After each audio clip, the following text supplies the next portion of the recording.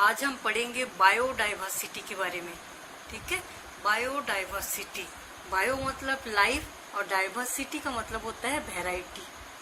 Variety of lifes, पूरे world में कितने सारे एनिमल एंड प्लांट्स पाया जाता है, सबको बोला जाता है बायोडाइवर्सिटी। ठीक है, पर्टिकुलर एरिया में प्रेजेंट रहने वाले पूरे मतलब प्लांट्स एनिमल्स को बायोडाइवर्सिटी बोला जाता है। बायोडाइवर्सिटी शब्द सबसे पहले दिए थे E.O. विल्सन 1986 में। ठीक है, 1986 में E.O. विल्सन बायोडाइवर्सिटी वर्ड को खोजे थे। ठीक है, तो बायोडाइवर्सिटी में क्या होता है, माइक्रो और छोटे छोटे माइक्रो ऑर्गेनिज्म से लेके एक बहुत बड़ी बड़ी प्लांट्स एनिमल्स जो है सब एक साथ रहते हैं सभी जगह में। ठीक है, जो एक हेल्दी एनवायरनमेंट बनाते हैं, एक अच्छा एनवायरनमेंट बनाते हैं। ठीक है, जैसे छोटे छोटे जू प्लैंकटन, यूनिसेल्यूलर एनिमल्स, उससे वेल सबसे बड़ा मल्टीसेलुलर एनिमल्स, ऐसे मतलब छोटे से बड़े तक बहुत सारे प्लांट्स एंड एनिमल एक जगह एक साथ रहना, उसको बोला जाता है बायोडाइवर्सिटी। ठीक है, तो हमारे पूरे वर्ल्ड में बहुत सारा बायोडाइवर्सिटी पाया जाता है। जैसे green plants and fungi, green plants and fungi का ही 3 लाख तक स्पेसीज देखा गया।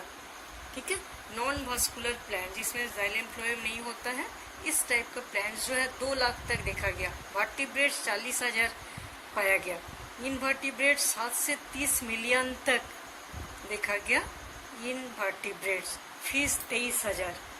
ऐसे बहुत सारे प्लांट्स एनिमल्स एक जगह रहना बायोडाइवर्सिटी बोला जाता है। ठीक है, तो बायोडाइवर्सिटी 3 टाइप के होते हैं, जेनेटिक बायोडाइवर्सिटी, स्पेसीज बायोडाइवर्सिटी और इकोलॉजिकल और इकोसिस्टम बायोडाइवर्सिटी। ठीक है, सबसे पहले हम देखेंगे genetic biodiversity. Diversity related to genes, genes से रिलेटेड जो डाइवर्सिटी पाया जाता है, मतलब जेनेटिक डिफरेंस, जैसे डीएनए में डिफरेंस, जीन्स में डिफरेंस, क्रोमोसोम में डिफरेंस, एलील्स में कोई डिफरेंस पाया जाता है, इससे पूरे कैरेक्टर चेंज हो जाता है। एक ही टाइप के स्पेसीज में अलग अलग वेराइटी, उसको बोला जाता है जेनेटिक बायोडाइवर्सिटी। ठीक है, जैसे कलर ऑफ रोज, रोज हम लोग देखे हैं बहुत सारे कलर का, रोज एक स्पेसीज है लेकिन बहुत सारे अलग अलग कलर के रोज पाया जाता है, जेनेटिक डिफरेंस के कारण ही ऐसा होता है। ठीक है, राइस, राइस का कम से कम 50,000 वैरायटी पाया जाता है, 50,000 टाइप के राइस होता है। ठीक है, अभी तक देखा गया। तो राइस की इतने सारे वेराइटीज का पाया जाना ये जेनेटिक डिफरेंस से ही होता है। एंट का 20,000 से ज़्यादा वेराइटीज देखा गया, 20,000 टाइप्स के एंट्स पाया जाता है, सब पाया गया। ठीक है, मैंगो, मैंगो 1,000 तक मैंगो का स्पेसीज पाया गया। ऑर्किड के 26,000 टाइप का ऑर्किड देखा गया। तो इस टाइप के एक ही टाइप के स्पेसीज का बहुत ऐसे अलग अलग टाइप के कैरेक्टर का पाया जाना जेनेटिक बायोडाइवर्सिटी में आता है। ठीक है, अब हम देखेंगे स्पेसीज बायोडाइवर्सिटी। स्पेसीज डाइवर्सिटी मतलब एक पर्टिकुलर एरिया में डिफरेंट टाइप ऑफ स्पेसीज का पाया जाना, बहुत अलग अलग टाइप के स्पेसीज पाया जाता है। जैसे ठीक है, कुछ जगह ऐसा होता है जहाँ की स्पेसीज रिचनेस, स्पेसीज कुछ स्पेसीज बहुत ज़्यादा मात्रा में पाया जाता है। ठीक है, particular dominant species particular area में जब प्रेजेंट रहते हैं उसको बोला जाता है स्पेसीज रिचनेस। स्पेसीज इवेनेस किसको बोलेंगे, सिमिलर नंबर ऑफ इंडिविजुअल पाया जाता है। किसी किसी जगह में ऐसा होता है कि ज़्यादातर जो स्पेसीज पाया जाता है वो सेम नंबर का ही पाया जाता है। ठीक है, सिमिलर नंबर में जब प्रेजेंट रहता है, बहुत ज़्यादा कोई स्पेसीज नहीं पाया जाता, उसको हम बोलेंगे स्पेसीज इवेनेस। ठीक है, एक पर्टिकुलर एरिया में कितने सारे प्लांट्स एंड एनिमल्स पाया जाता है, कितना स्पेसीज, उसको बोला जाता है स्पेसीज बायोडाइवर्सिटी। इकोलॉजिकल और इकोसिस्टम बायोडाइवर्सिटी। ठीक है, पर्टिकुलर एरिया में कितने टाइप के इकोसिस्टम पाया जाता है, एनवायरमेंट, अलग अलग एनवायरमेंट में अलग अलग टाइप के इकोसिस्टम देखा गया। ठीक है, इकोसिस्टम चैप्टर में हम देखे हैं एक्वाटिक इकोसिस्टम, वाटर में पाए जाने वाले प्लांट्स एनिमल्स पाए जाता है। डेजर्ट इकोसिस्टम में डेजर्ट में पाए जाने वाले प्लांट्स एनिमल्स मिला के इकोसिस्टम बनाते हैं। ठीक है, फॉरेस्ट इकोसिस्टम में भी कुछ प्लांट्स एंड एनिमल्स पाए जाते हैं जो फॉरेस्ट इकोसिस्टम बनाता है। ग्रासलैंड इकोसिस्टम भी ऐसा है। ऐसे बहुत सारे अलग अलग टाइप के इकोसिस्टम में अलग अलग टाइप के बायोडाइवर्सिटी पाया जाता है। ठीक है, तो ये अलग अलग टाइप के जो इकोसिस्टम बायोडाइवर्सिटी बनाते हैं उसको बोला जाता है इकोलॉजिकल और इकोसिस्टम बायोडाइवर्सिटी। 3 टाइप के, जेनेटिक बायोडाइवर्सिटी, स्पेसीज बायोडाइवर्सिटी और इकोलॉजिकल और इकोसिस्टम बायोडाइवर्सिटी। ठीक है, पूरे वर्ल्ड को हम देखेंगे तो इंडिया जो 12 मेगा डाइवर्सिटी रहता है, मतलब 12 जगह ऐसा पाया जाता है पूरे वर्ल्ड में जहाँ बहुत ज़्यादा बायोडाइवर्सिटी पाया जाता है। उस 12 जगह में इंडिया का भी नंबर आता है। इंडिया बहुत कम लैंड को कवर करते हैं। 2.4% लैंड एरिया ही इंडिया का होता है, लेकिन फिर भी इसमें जो 12 मेगा डाइवर्सिटी बायोडाइवर्सिटी वाले नेशन है उसमें इंडिया भी है। ठीक है, तो अब इसको देखेंगे हम। इस वर्ल्ड का में है, उसमें सबसे बीच वाला जो जगह है इसको हम बोलेंगे इक्वेटर। ठीक है, जो इक्वेटर जो है इसके आसपास सबसे ज़्यादा टेम्परेचर रहता है, सबसे ज़्यादा टेम्परेचर एंड सबसे ज़्यादा रेन इस जगह में होता है। ठीक है, इसको ये जो जगह है इसको हम क्या बोलेंगे, ट्रॉपिकल रीजन। इक्वेटर के दोनों साइड में रहता है ट्रॉपिकल रीजन, उसके दोनों साइड में रहता है सब ट्रॉपिकल रीजन। ठीक है, सब ट्रॉपिकल रीजन के बाद क्या होता है, टेम्परेट रीजन। ये दोनों जगह टेम्परेट रीजन। टेम्परेट रीजन के बाद आता है अल्पाइन रीजन और लास्ट में आता है पोलर रीजन। दोनों साइड में पोलर रीजन रहता है जहाँ की साल भर बर्फ जमा हुआ रहता है। ठीक है, तो हम देखेंगे कि इक्वेटर के दोनों साइड में, इक्वेटर से जितना पोल की ओर जाएंगे तो बायोडाइवर्सिटी कम होता जाता है। इक्वेटर से पोल की ओर जैसे जाते हैं तो बायोडाइवर्सिटी धीरे धीरे कम होता जाता है। सबसे ज़्यादा बायोडाइवर्सिटी पाया जाता है ट्रॉपिकल रीजन में एंड सब ट्रॉपिकल रीजन में। रिच ऑफ बायोडाइवर्सिटी पाया जाता है। ऐसा देखा गया है कि इस जगह में बहुत ज़्यादा टेम्परेचर रहता है और बहुत ज़्यादा रेनफॉल होता है, इसलिए यहाँ स्पेसीज, रिच ऑफ स्पेसीज पाया जाता है। ठीक है, बहुत ज़्यादा सोलर एनर्जी और हाई अमाउंट ऑफ वाटर, इसीलिए बायोडाइवर्सिटी सबसे ज़्यादा पाया जाता है। और इक्वेटर से पोल की ओर जाएंगे तो बायोडाइवर्सिटी धीरे धीरे कम होता जाता है। ठीक है, क्योंकि ठंडे एरिया में बायोडाइवर्सिटी कम होता है और इस एरिया में, गर्म एरिया में ज़्यादा होता है। ठीक है, अब हम देखेंगे पूरे वर्ल्ड में सबसे ज़्यादा बायोडाइवर्सिटी पाया जाता है अमेज़न रेन फॉरेस्ट में। अमेज़न रेन फॉरेस्ट में सबसे ज़्यादा बायोडाइवर्सिटी देखा गया। ठीक है, तो इसमें ऐसा देखा गया कि 40,000 तक प्लांट्स का स्पीसीज पाया जाता है। 40,000 टाइप के प्लांट्स देखा गया है अमेज़न रेन फॉरेस्ट में। ठीक है, 3,000 टाइप के फिशेस, 1300 बर्ड्स, 1300 टाइप के बर्ड्स देखा गया, 427 टाइप के मैमल्स, 427 टाइप के एम्फीबियंस और 378 टाइप के रेप्टाइल्स, 1,25,000 इनवर्टिब्रेट्स पाया गया।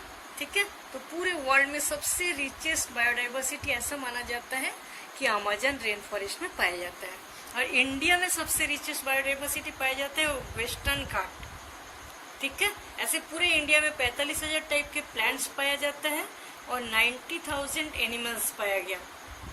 अभी तक 45,000 प्लांट्स और 90,000 एनिमल्स पाया गया। और वेस्टर्न घाट जो है उसमें बहुत ज़्यादा रिच और बायोडाइवर्सिटी इंडिया में पाया जाता है। ठीक है, 3,500 टाइप के फ्लावरिंग प्लांट्स देखा गया, 266 स्पेसीज और टाइप का ऑर्किड देखा गया। इतने सारे ऑर्किड का अलग अलग varieties, 266 species, type of species पाया गया। ठीक है, 350 species medicinal plants, 120 amphibians, 550 type के बर्ड्स और 330 टाइप के बटरफ्लाई वेस्टर्न घाट में देखा गया। ठीक है, अब हम देखेंगे international union conservation and nature, ICUN। ठीक है, उनके लिस्ट। ठीक है, ये जो ग्रुप होता है ये कंजर्वेशन पर काम करता है। कंजर्वेशन पर काम करने के बाद उनको दिखा कि 70% एनिमल्स पाया जाता है, 70% एनिमल्स पाए जाते हैं और 22% प्लांट्स। पूरे वर्ल्ड में 70% एनिमल्स, 22% प्लांट्स। ठीक है, जो एनिमल्स पाए जाते हैं उसमें इंसेक्ट सबसे ज्यादा मात्रा में पाया जाता है। ठीक है, इस 70% में 100 में 70% इंसेक्ट, 30% अदर एनिमल्स पाया जाता है। इनवर्टिब्रेट्स 20%, मोलस्का एंड क्रस्टेशियस बाकी मात्रा में पाया जाता है। ठीक है, सबसे ज्यादा पाया जाता है इंसेक्ट। और वर्टिब्रेट्स में सबसे ज्यादा पाया जाता है फिश, फिश के बाद बर्ड्स, बर्ड्स के बाद मैमल्स, मैमल्स के बाद रेप्टाइल्स, सबसे कम पाया जाता है एम्फीबियंस। ठीक है, और प्लांट्स में 22% जो प्लांट्स होते हैं उसमें सबसे ज्यादा पाया जाता है फंजाई।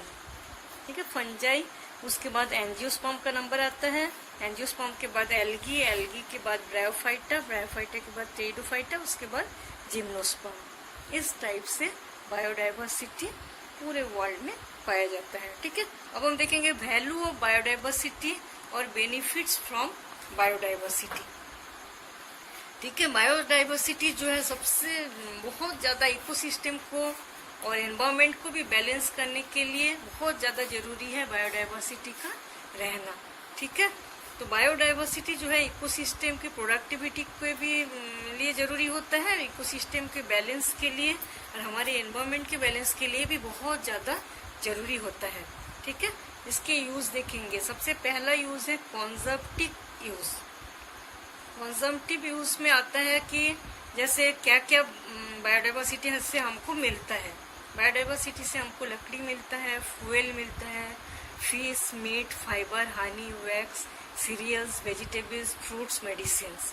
ठीक है, बहुत सारे प्लांट्स, एनिमल्स, इसलिए बहुत सारे फ्रूट्स, बहुत टाइप का वेजिटेबल्स हम लोग खा पाते हैं, है ना। हनी, वैक्स, सीरियल्स, ऐसे हमको बायोडाइवर्सिटी से मिलता है। ठीक है, सीरियल्स में ही जैसे गेहूं, चावल, बाजरा, ये सब चीजें, मक्का, बाजरा, ये सब चीजें, बहुत सारे सीरियल्स, बहुत टाइप्स ऑफ वेजिटेबल्स, बहुत टाइप्स ऑफ फ्रूट्स, मेडिसिन, ये सब हमको मिलता है।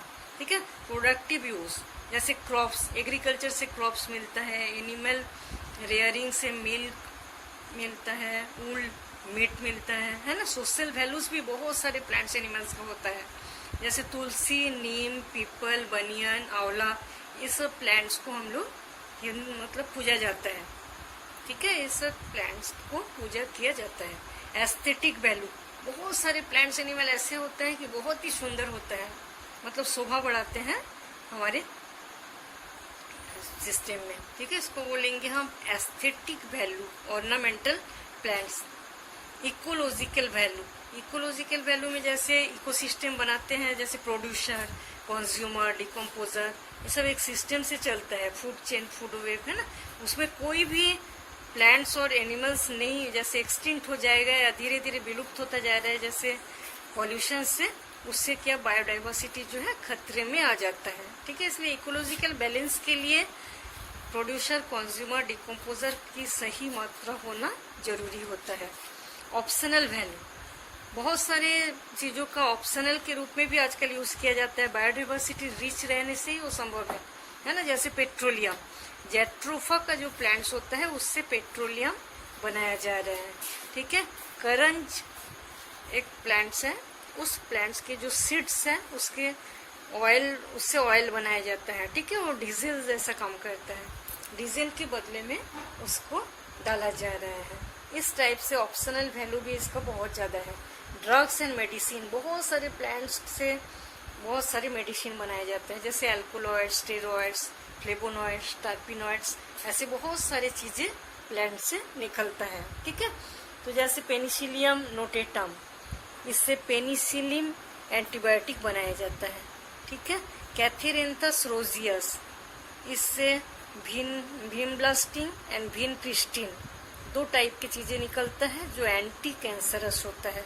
सिनकोना, सिनकोना से क्विनाइन बनाया जाता है, हम लोग जानते हैं, जो मलेरिया डिजीज में काम आता है ना। सेल्वेडोरा, सेल्वेडोरा जो है उसमें सेल्वेडोरिसिन केमिकल निकलता है जो कि डेंटल डिजीज में यूज किया जाता है। ठीक है, इस टाइप से बहुत सारे प्लांट्स एनिमल्स हैं जो कि हमारे बहुत सारे काम आते हैं। बिना प्लांट्स के हम लोग जी नहीं सकते, क्योंकि हम लोग जानते हैं कि प्लांट्स फोटोसिंथेसिस से फूड मटेरियल बनाते हैं और उसी पर हम लोग डिपेंडेंट रहते हैं पूरी तरह से। ठीक है, अब हम देखेंगे थ्रेट्स ऑफ बायोडाइवर्सिटी, मतलब खतरा।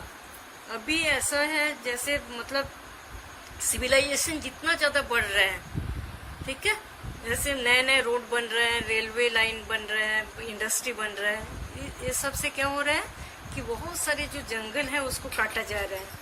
ठीक है, काटने से बायोडाइवर्सिटी जो है धीरे धीरे कम होता जा रहा है, या प्लांट्स एनिमल्स के लिए जिस टाइप के एनवायरनमेंट की जरूरत होती है उस टाइप के एनवायरनमेंट उसको नहीं मिल पा रहा है, इसलिए खतरे में आ गया है बायोडाइवर्सिटी। ठीक है, बहुत सारे प्लांट्स एनिमल ऐसा हो गया है कि धीरे धीरे विलुप्त होता जा रहा है, गायब होता जा रहा है। ठीक है, इसलिए बायोडाइवर्सिटी को अच्छे से रखना, संरक्षण करना बहुत ज़्यादा जरूरी है।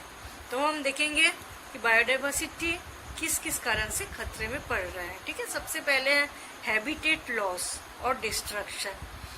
बहुत सारे फॉरेस्ट को काटा जा रहा है, इसीलिए क्या हो रहा है, हाउस बनाया जा रहा है, डैम बनाया जा रहा है, रोड, रेल लाइन, इंडस्ट्री सब बनाने से क्या हो रहा है कि डिफॉरेस्टेशन हो रहा है। तो फॉरेस्ट को काटने से बायोडाइवर्सिटी जो है धीरे धीरे कम होता जा रहा है। दूसरा है पोचिंग एंड स्मगलिंग। ठीक है, पोचिंग एंड स्मगलिंग मतलब मीट, जानवरों की स्किन, हेयर्स, टीथ, हॉर्न, ये सब चीजें भी आजकल जानवरों को मार के इसको बेचा जा रहा है इंटरनेशनल मार्केट में। ठीक है, जैसे चंदन, एलिफेंट का जो दांत होता है, एलिफेंट टीथ, बहुत ज्यादा रेट में उसको बेचा जाता है बाहर। ठीक है, इस टाइप से पोचिंग एंड स्मगलिंग भी से भी बहुत सारे प्लांट्स एनिमल जो है उसका लाइफ खतरे में पड़ जाता है। ठीक है, अब हम देखेंगे पेस्टिसाइड्स एंड मेडिसिन। बहुत सारे पेस्टिसाइड्स एंड मेडिसिन को किया जाता है, यूज किया जाता है, जिससे बायोडाइवर्सिटी खतरे में। जैसे बहुत सारे मेडिसिन, जैसे एक टाइप के एग्जांपल है, एक पेन किलर एनिमल्स को दिया जाता है, पेन किलर, जिसका नाम है डिक्लोफन। ठीक है, डिक्लोफन के यूज से ऐसा देखा गया है कि वल्चर एक टाइप के बर्ड होता है, वो स्पेसीज एक्सटिंक्ट कंडीशन में आ गया है। ठीक है, वो प्लांट स्पेसीज पहले बहुत ज्यादा पाया जाता था, आजकल बहुत कम मात्रा में हो गया है, क्योंकि ये डिक्लोफन जो है इसको खाने के बाद इनको मतलब ये धीरे धीरे ये हो गया, मर गया। ठीक है, मैन वाइल्ड लाइफ कॉन्फ्लिक्ट। बहुत सारे सिविलाइजेशन से, पॉपुलेशन बढ़ने से, एग्रीकल्चर करने से क्या हो गया, बहुत सारे बायोडाइवर्सिटी को उन लोगों को खराब करना, मतलब बहुत सारे जगह को, जो जंगल था उसको काट के ये सब जगह बनाए जाने से क्या हो गया कि बहुत सारे बायोडाइवर्सिटी अपने आप खतरे में आ जाता है, कम हो जाता है। ठीक है, pollution, air pollution, water pollution, soil pollution, sound pollution से भी बहुत सारे बायोडाइवर्सिटी गायब होता जा रहा है। ठीक है, ग्लोबल वार्मिंग, जब टेम्परेचर बहुत ज़्यादा आजकल बढ़ रहा है, उस बढ़े हुए टेम्परेचर के कारण भी बहुत सारे स्पेसीज ऐसा है कि इस टाइप के वातावरण में रह नहीं पा रहे हैं, इसलिए गायब होता जा रहा है। ठीक है, नेचुरल कैलेमाइटीज, मतलब नेचुरल कंडीशन से कई बार ऐसा हुआ कि बाढ़ आ गया तो बहुत सारे स्पेसीज उसके बाद और देखा नहीं गया। ठीक है, सूखा पड़ गया कहीं, जैसे सुनामी आ गया, इस टाइप के जो जंगल फायर, ये सब चीज़ों से क्या हो जाता है, उसके बाद ऐसा देखा जाता है कि बहुत सारे बायोडाइवर्सिटी प्लांट्स एंड एनिमल्स उसके बाद से उस टाइप के एनवायरनमेंट पे और नहीं देखा जाता। ठीक है, इस टाइप से भी बायोडाइवर्सिटी जो है खतरे में पड़ जाता है। लो अवेयरनेस, बहुत सारे लोगों के क्या होता है, ठीक से जानकारी नहीं होती है कि किस टाइप का काम करने से बायोडाइवर्सिटी कम हो जाएगा। जैसे इंसेक्टिसाइड्स का यूज़, पेस्टिसाइड्स का यूज़ बहुत सारे किसान लोग करते हैं, उनको पता नहीं चलता है कि इससे कितने सारे प्लांट्स एनिमल्स का लाइफ जो है खतरे में पड़ जाता है। इस टाइप से बायोडाइवर्सिटी का value of biodiversity, threats of biodiversity और टाइप्स ऑफ बायोडाइवर्सिटी जो है वो कंप्लीट हो जाता है। आज हम लोग देखेंगे कंजर्वेशन ऑफ बायोडाइवर्सिटी के बारे में। ठीक है, हम लोग बायोडाइवर्सिटी के बारे में पहले पढ़े हैं। बायोडाइवर्सिटी को कंजर्वेशन कर, संरक्षण करना बहुत ज़्यादा जरूरी है, ये हम लोग जानते हैं। ठीक है, क्योंकि बायोडाइवर्सिटी से हम लोगों को बहुत ज़्यादा फायदा होता है। प्लांट्स के ऊपर पूरी तरह से लिविंग ऑर्गेनिज्म डिपेंड रहता है। ठीक है, प्लांट फोटोसिंथेसिस से फूड मटेरियल बनाते हैं, उसी के ऊपर पूरे लिविंग बीइंग जो है डिपेंडेंट रहते हैं। और इकोसिस्टम के बैलेंस के लिए भी बायोडाइवर्सिटी जरूरी है, ठीक है। ये हम लोग देखे हैं बायोडाइवर्सिटी धीरे धीरे खराब हो जाएगा तो क्या हो जाएगा, क्लाइमेट भी चेंज हो रहा है, ठीक है, ग्लोबल वार्मिंग हो रहा है। इसलिए इकोसिस्टम को बैलेंस करने के लिए, ग्लोबल वार्मिंग से बचने के लिए और क्लाइमेट चेंज ठीक करने के लिए बायोडाइवर्सिटी बहुत ज़्यादा, बायोडाइवर्सिटी के कंजर्वेशन करना बहुत ज़्यादा जरूरी है, ठीक है। क्योंकि बहुत सारे प्लांट्स एनिमल धीरे धीरे गायब होता जा रहा है और ऐसे गायब हो जाने से इकोसिस्टम पूरा बिगड़ जाएगा और हमारा नेचर जो है वो बहुत खराब हो जाएगा, ठीक है। बहुत सारे प्लांट्स एनिमल जिसका बहुत ज़्यादा यूज़ है वो हम लोग बाद में नहीं उसका यूज़ कर पाएंगे, ठीक है। तो बायोडाइवर्सिटी कंजर्वेशन का दो मेथड है, एक है इन सीटू कंजर्वेशन, दूसरा एक सीटू कंजर्वेशन, ठीक है। इन सीटू कंजर्वेशन जो है उसमें क्या कहते हैं, conservation of species protected with natural habitat, मतलब जितने भी बायोडाइवर्सिटी है उसका प्रोटेक्ट किया जाता है नेचुरल हैबिटेट में, जैसे नेचर में उन लोग रहते हैं उसी एरिया को और अच्छे से ठीक करके उसमें उसको रखा जाता है, तो उसको हम क्या बोलेंगे, इन सीटू कंजर्वेशन, मतलब नेचुरल होम।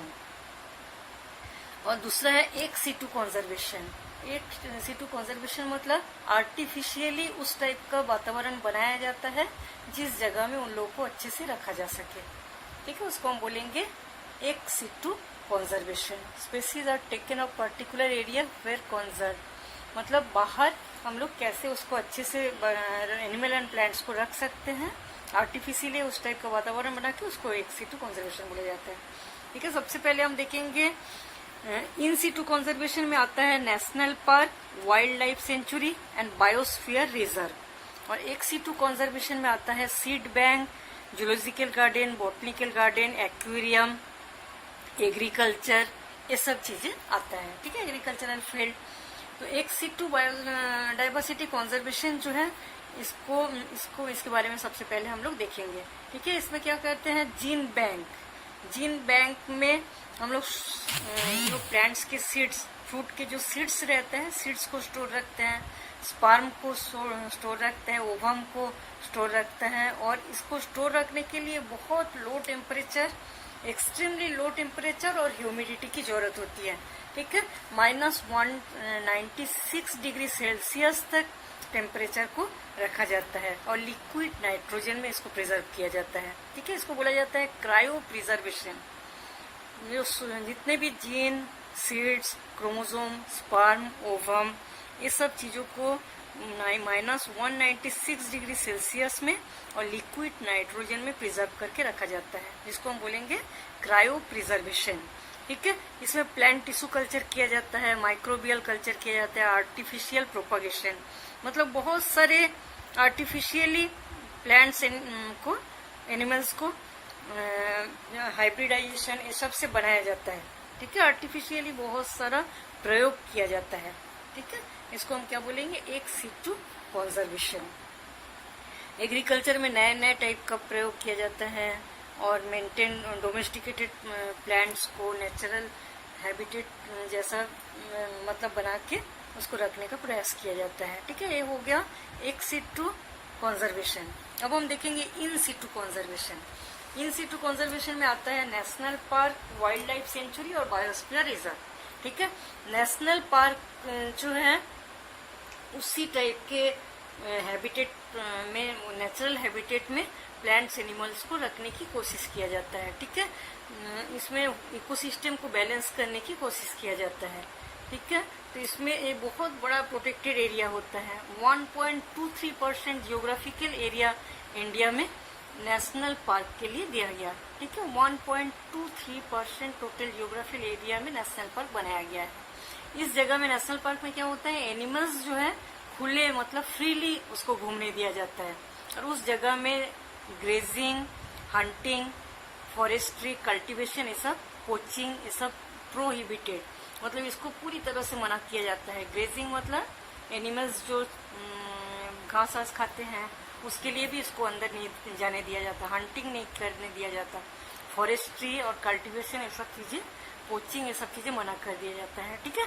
लेकिन टूरिज्म को अंदर जाने दिया जाता है। नेशनल पार्क में टूरिज्म के लिए खुला रहता है। ठीक है, तो कुछ नेशनल पार्क के बारे में हम लोग देखेंगे। सबसे पहला नेशनल पार्क जो बनाया गया था उसका नाम है हैली नेशनल पार्क। ठीक है, हैली नेशनल पार्क, जिसको अभी जिम कॉर्बेट नेशनल पार्क बोला जाता है। ठीक है, पहले हैली नेशनल पार्क बोला जाता था, अभी उसका नाम जिम कॉर्बेट नेशनल पार्क हो गया है। 1935 में इसको बनाया गया था। ये है उत्तरांचल में प्रेजेंट है। ठीक है, इसमें बहुत ज्यादा tiger, monkey, elephant, deer, bear, chital और पीकॉक रहता है। ठीक है, दूसरा नेशनल पार्क है इंद्रावती या Kutru national park, Kanger valley national park, Guru Ghasidas national park. ये तीनों छत्तीसगढ़ में है। ठीक है, Indravati national park, Kanger valley national park और गुरु घासीदास नेशनल पार्क जो छत्तीसगढ़ में है। ठीक है, बहुत सारे नेशनल पार्क है, लेकिन इस नेशनल पार्क को याद रखना भी जरूरी भी है, क्योंकि इस टाइप का आता है, एक नेशनल पार्क का नाम दे दिया गया और वो नेशनल पार्क किस जगह में है, ऐसा क्वेश्चन किया जाता है। ठीक है, इसलिए इसको पढ़ना जरूरी है। Indravati national park, Kanger valley national park और गुरु घासीदास नेशनल पार्क, ये तीनों है छत्तीसगढ़ में। Kanha national park, Shivpuri national park, Madhav national park, Omkar national park, Bandhavgarh national park, ये पांचों नेशनल पार्क जो है ये मध्य प्रदेश में प्रेजेंट है। ठीक है, कान्हा नेशनल पार्क, शिवपुरी, माधव, ओमकार, बांधवगढ़, ये मध्य प्रदेश में प्रेजेंट है। कान्हा में नीलगिरी टाइगर और वाइल्ड कैट, इसको मेन रूप से इसको रखा गया है। ठीक है, टाइगर, नीलगिरी, वाइल्ड कैट। अब उत्तर प्रदेश में देखेंगे, उत्तर प्रदेश में Dudhwa national park, Nanda Devi national park और मैली नेशनल पार्क। ठीक है, मेन जो नेशनल पार्क है उसमें दुधवा, नंदा देवी और मैली आता है। ठीक है, अब हम देखेंगे वेस्ट बंगाल में Jaldapara national park, Sundarban national park, Gorumara national park, Singalila national park और नियोरा वैली नेशनल पार्क। ठीक है, जल्दापड़ा, सुंदरबन, गोरुमारा, सिंगालीला और नियोरा वैली नेशनल पार्क, ये है वेस्ट बंगाल में। और अब देखेंगे पेरियार नेशनल पार्क जो है केरला में है। ठीक है, इसको साइलेंट वैली भी बोला जाता है।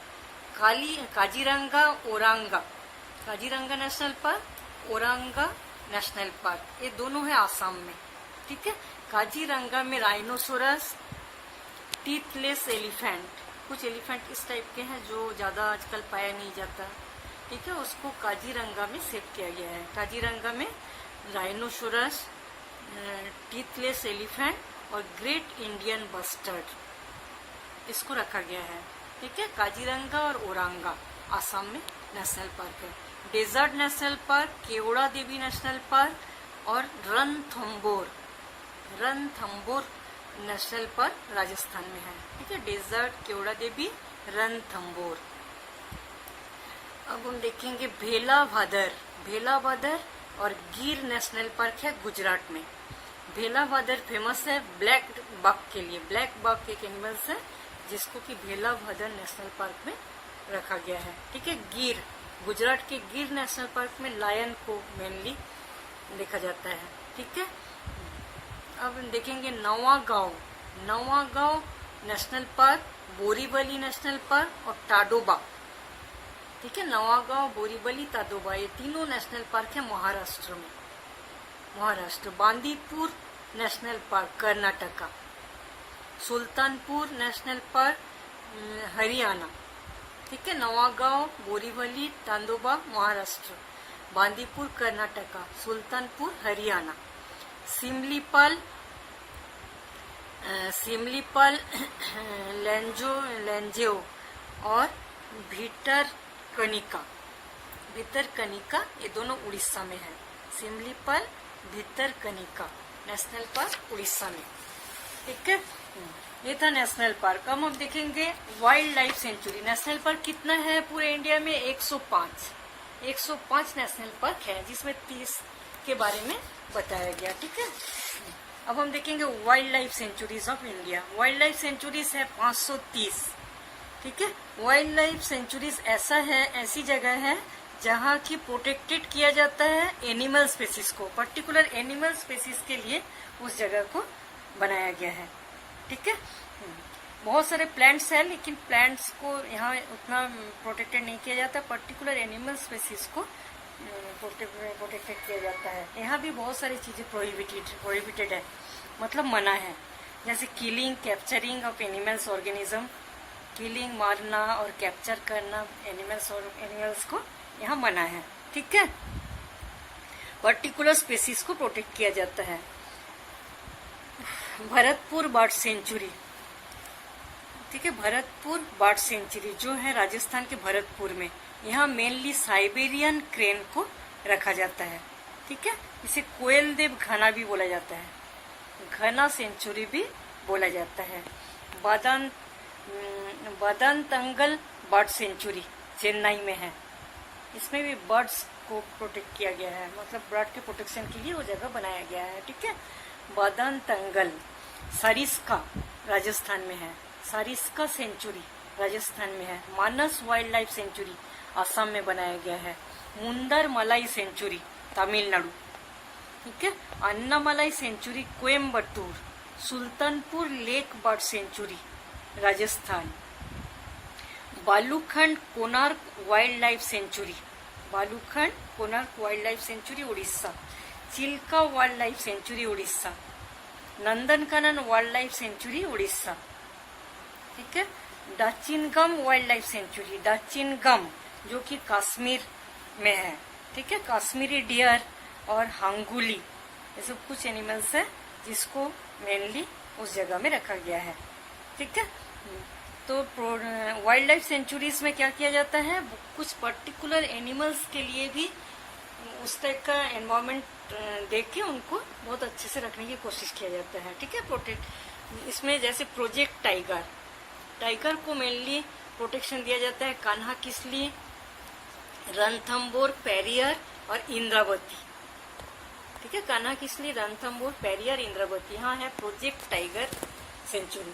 प्रोजेक्ट लायन गुजरात के गिर। प्रोजेक्ट क्रोकोडाइल महानदी, कृष्णा, चंबल, गोमती, ये चारों जगह में क्रोकोडाइल प्रोजेक्ट बनाया गया है। ठीक है, Mahanadi, Krishna, Chambal, Gomti. Project snow leopard, ठीक है, हिमालय में हिम तेंदुआ रिजर्व, हिम तेंदुआ रिजर्व बनाया गया है जहाँ की स्नो लेपर्ड को प्रोटेक्शन के लिए सेंचुरी बनाया गया है। ठीक है, प्रोजेक्ट राइनोसोरस काजीरंगा में राइनोसोरस को प्रोटेक्ट किया जाता है। सिंहभूम, झारखंड के सिंहभूम में एलिफेंट को रखा जाता है प्रोटेक्शन, मेनली प्रोटेक्शन देके। ठीक है, भरतपुर में बर्ड्स और बेंगलुरु में बटरफ्लाई के लिए अलग प्रोटेक्टिव एरिया बनाया गया है। ठीक है, ये था वाइल्ड लाइफ सेंचुरीज जो कि पूरे इंडिया में 530 है। अब हम देखेंगे बायोस्फीयर रिजर्व। बायोस्फीयर रिजर्व में क्या किया जाता है, जैसे नेशनल पार्क और वाइल्ड लाइफ सेंचुरी से बिल्कुल अलग है, ये मल्टीपर्पज प्रोटेक्टेड एरिया रहता है। ठीक है, इसको 1986 में यूनेस्को के द्वारा बनाया गया था, यूनेस्को शुरू किए थे इसको 1986 में बायोस्फीयर रिजर्व। इस जगह में क्या किया जाता है, बहुत सारा रिसर्च का प्रोग्राम होता है, मैनेजमेंट मतलब इसके बारे में छानबीन चलती रहती है, किस टाइप का वाइल्ड लाइफ सेंचुरी बनाना चाहिए, किस टाइप का नेशनल पार्क बनाना चाहिए, एनिमल, प्लांट्स और बर्ड्स को किस टाइप से और अच्छा वातावरण देखकर उगाया जा सकता है। ये सब जो रिसर्च वर्क है एडुकेशन ऑफ इकोसिस्टम के बारे में, ये सब चीजें किया जाता है बायोस्फीयर रिजर्व में। ठीक है, इसमें बहुत सारे नेचुरल रिसोर्सेज को किस टाइप से रखा जाता है, क्रिएट अवेयरनेस, और उसको और ज़्यादा अच्छे से कंजर्वेशन कैसे किया जा सकता है, उसको कैसे बचाया जाता है, ग्लोबल वार्मिंग, इकोसिस्टम को कैसे ठीक किया जाता है, ये सब चीज़ें बायोस्फीयर रिजर्व में होता है। ठीक है, तो बहुत सारा बायोस्फीयर रिजर्व बनाया गया है, जैसे पंचमढ़ी में नीलगिरी, नंदा देवी, ग्रेट निकोबर, कांचनजंगा, सुंदरबन, ठीक है, नूकरेक, वैली ऑफ फ्लावर, उत्तराखंड में एक है बायोस्फीयर रिजर्व जिसका नाम है वैली ऑफ फ्लावर। ठीक है, north island of Andaman, Kaziranga, Kanha, Manas, Namdapha Arunachal Pradesh में है, नामदफा नीलगिरी कर्नाटका में, केरला तमिलनाडु, ठीक है। नुक्रैक मेघालय में है, ठीक है। नुक्रैक को तुरा रेंज भी बोला जाता है। Gulf of Mannar Tamil Nadu, Thar desert Rajasthan, Rann of Kutch Gujarat, ठीक है। इतने सारे बायोस्फीयर रिजर्व बनाया गया है कॉन्जर्वेटिव बायोडाइवर्सिटी कंजर्वेशन के लिए। इतने सारे काम आज बहुत ज्यादा चल रहा है। इससे बहुत सारे प्लांट्स एंड एनिमल्स को अभी बचाया भी जा रहा है, ठीक है। जैसे plant tissue culture, plant tissue culture से बहुत सारे रेयर जो स्पेसीज है उस स्पेसीज को भी बहुत ज्यादा मात्रा में उगाया जा रहा है। इसलिए क्या हो रहा है, बहुत उस टाइप के प्लांट्स को भी हम लोग बचा सकते हैं, ठीक है। इस टाइप का बहुत सारा काम चल रहा है जिससे हो सकता है कि बायोडाइवर्सिटी बहुत अच्छे से बायोडाइवर्सिटी का कंजर्वेशन हो सके, ठीक है। फॉरेस्ट रिसर्च इंस्टीट्यूट देहरादून में भी बनाया गया है जिसमें बहुत सारा काम चलता है। इस टाइप से बायोडाइवर्सिटी कंजर्वेशन जो है कंप्लीट हो जाता है। आज हम देखेंगे endangered and endemic species in India, ठीक है। बायोडाइवर्सिटी में आता है endangered and endemic species in India. Endangered species किसको बोलेंगे, इसका मतलब होता है संकटग्रस्त जातियाँ। संकटग्रस्त जातियाँ मतलब बहुत सारे स्पेसीज ऐसा है जिनका लाइफ जो है संकट में है, ठीक है। ऐसे प्लांट्स एंड एनिमल जिनकी संख्या बहुत तीव्रता से घट रही है, बहुत जल्दी जल्दी घट रही है या धीरे धीरे ये लुप्त होने की स्थिति में है, ठीक है। इसको बोलेंगे हम वेरी लिंकली टू बिकम एक्सटिंक्ट। मतलब एनवायरमेंटल पॉल्यूशन से ऐसा स्थिति हो गया है कि धीरे धीरे बहुत सारे प्लांट्स एनिमल्स गायब होता जा रहा है और बाद में बिल्कुल बहुत ही उनकी संख्या कम हो गया है। तो international union for conservation of nature IUCN जिन लोग इस वन्य जीवों के संरक्षण के लिए काम करता है, ठीक है, उन लोग क्या किए, एक रेड डाटा बुक प्रकाशित करते हैं उन लोग, ठीक है। International union for conservation of nature जो कि वन्य जीवों के संरक्षण के लिए इन लोग काम करते हैं, IUCN, उन लोग क्या करते हैं, एक रेड डाटा बुक में प्रकाशित किया जाता है उन एनिमल्स एंड प्लांट्स की संख्या को जो कि एंडेंजर्ड स्पेसीज हो रहा है, मतलब जिनके लाइफ खतरे में है, धीरे धीरे जिनका संख्या जो है कम होता जा रहा है, ठीक है। तो पूरे वर्ल्ड में 16,000 स्पेसीज अभी तक ऐसा है जो कि रेड डाटा बुक के हिसाब से एंडेंजर्ड स्पेसीज के रूप में उसमें प्रकाशित किया गया है, ठीक है। उसमें इंडिया के 300 स्पेसीज ऐसा है जो कि एंडेंजर्ड रेड डाटा बुक में दिया गया है, ठीक है। 300 स्पेसीज इंडिया का रेड डाटा बुक में दिया गया है, ठीक है। बॉटनिकल सर्वे ऑफ इंडिया, एक ही इंडिया के अंदर भी दो टाइप के कंजर्वेशन को देखते हैं, कंजर्वेशन को जिन लोग कंजर्वेशन में काम करते हैं उसमें एक है बॉटनिकल सर्वे ऑफ इंडिया, दूसरा है जूलॉजिकल सर्वे ऑफ इंडिया, ठीक है। तो बॉटनिकल सर्वे ऑफ इंडिया वाले जो हैं जो कंजर्वेशन में काम करते हैं उन लोग 450 प्लांट्स को एंडेंजर्ड घोषित किया, ठीक है, इंडिया के 450 प्लांट्स को। और जूलॉजिकल सर्वे ऑफ इंडिया ने 160 एनिमल्स को ऐसा बताया गया है कि जिनका लाइफ संकट में है, धीरे धीरे एक्सटिंक्ट होता जा रहा है, ठीक है। अब हम देखेंगे list of some endangered plants. तो सबसे पहले हैं एमेंटोटेक्सास असामिका जो कि एक कोनिफेरस प्लांट्स है, अरुणाचल प्रदेश में पाया जाता है और भी एंडेंजर्ड घोषित किया गया है, ठीक है। एलेक्स खासियाना शिलोंग के हिली एरिया में देखा जाता है प्लांट्स। डायोस्पिरोज सेलिबिका कर्नाटका जो कि फर्नीचर के लिए बहुत फेमस है, बहुत अच्छा फर्नीचर इस प्लांट से बनता है, लेकिन इतने ज़्यादा फर्नीचर के लिए यूज़ किया जाता है कि ये प्लांट धीरे धीरे गायब होता जा रहा है, ठीक है। डायोस्पिरोज सेलिबिका। पेट्रोकार्पस सेंटेलिनस जो कि साउथ इंडिया में पाया जाता है, ठीक है। ये रेड सैंडल मतलब लाल चंदन का पेड़ होता है जो भी एक्सटेंट होता जा रहा है। क्लोरोफाइटम ट्यूबोरोसम, इसको मूसली बोला जाता है, मेडिसिनल प्लांट्स होता है, स्ट्रेंथ और एनर्जी के लिए यूज़ किया जाता है, ठीक है। तमिलनाडु में पाया जाता है। इस प्लांट्स को भी इतना ज़्यादा मेडिसिनल के लिए यूज़ किया जाता है कि धीरे धीरे एक्सटेंट होता जा रहा है। किंजियोडेंड्रॉन पिनेटम, ठीक है, किंजियोडेंड्रॉन पिनेटम, जिसको बोला जाता है मेहगनी। मेहगनी बहुत अच्छा फर्नीचर, बहुत कॉस्टली फर्नीचर मेहगनी वुड से बहुत अच्छा बनता है, ठीक है। केरल, कर्नाटक, तमिलनाडु में सबसे ज़्यादा ये प्लांट्स पाया जाता है। ये भी एक्सटेंट होता जा रहे हैं। एक्टिनोडेफेन,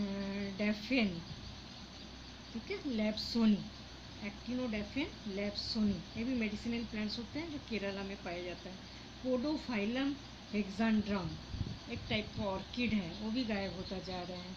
कॉमीफोरा, कॉमीफोरा विस्चियाई राजस्थान में पाया जाता है। नेपेंथिस हासियाना, जो कि इंसेक्टिवोरस प्लांट्स हैं, वो भी गायब होता जा रहे हैं। ये क्या एनवायरमेंटल कंडीशन के कारण ही गायब हो रहा है, ये भी नहीं, बहुत सारे प्लांट्स ऐसा है कि इसको ज़्यादा से ज़्यादा यूज़ किया जाता है, ठीक है। इतने ज़्यादा उनके बारे में बिना सोच के उनको काटा जाता है कि कॉमर्शियली यूज़ करने के लिए, कि ये धीरे धीरे एक्सटिंक्ट होता जा रहा है स्पेसीज, ठीक है। Rauvolfia serpentina, rauvolfia serpentina, atropa acuminata, pinus gerardiana, santalum album, balanophora bengalensis, rhododendron, जो एक एपिफाइटिक प्लांट्स होता है, ठीक है, हिली एरिया में पाया जाता है। ये सब प्लांट्स जो है धीरे धीरे ऐसा देखा जा रहा है कि ये गायब होता जा रहा है, ठीक है। यह लिस्ट ऑफ प्लांट्स जो है कि एंडेंजर्ड, ठीक है। अब हम देखेंगे list of some endangered animals.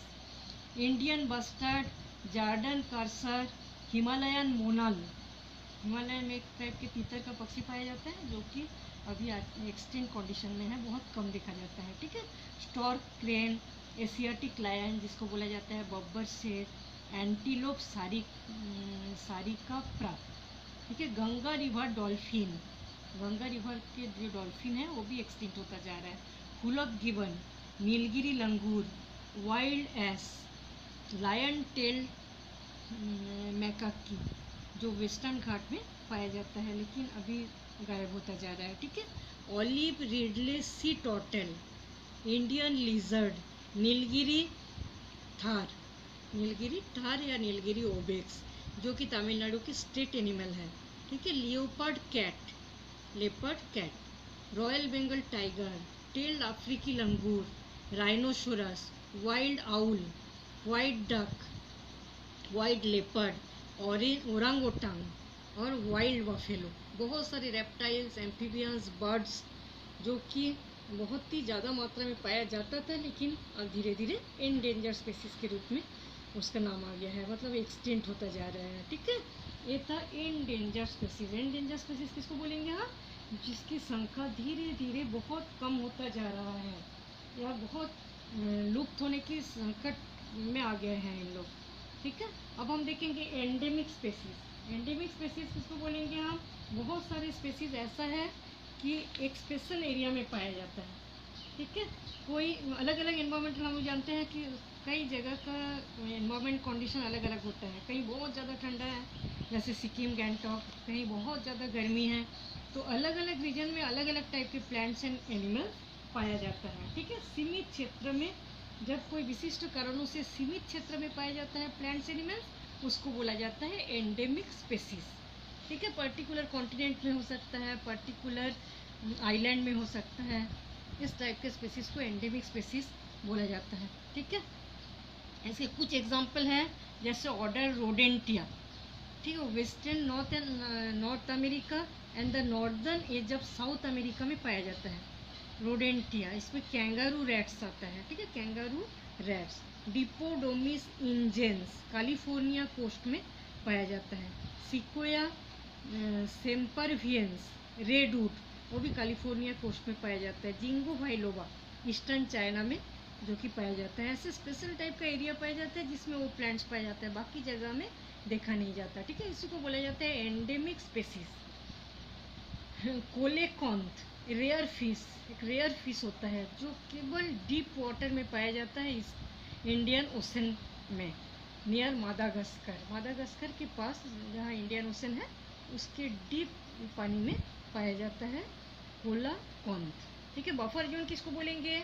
बहुत सारे एरिया ऐसा होते हैं जो अलग अलग जियोग्राफिकल एरिया के बीच का भाग होता है, ठीक है। यहाँ अलग टाइप के जियोग्राफिकल कंडीशन, यहाँ अलग टाइप के जियोग्राफिकल कंडीशन, और बीच में कुछ नए टाइप का प्लांट्स पाया जाता है जिसमें दोनों टाइप के एनवायरनमेंट चाहिए जिसके लिए, ठीक है। उसको बोला जाता है, उस जगह में जितने भी स्पेसीज आते हैं उसको बोला जाता है बफर जोन के स्पेसीज। दो बायोस्फीयर रिजर्व ऐसा है जिसको प्रो जोन और नेचुरल जोन बोला जाता है, ठीक है। बायोस्फीयर रिजर्व दो ऐसा होता है जिसको प्रो जोन और नेचुरल जोन बोला जाता है।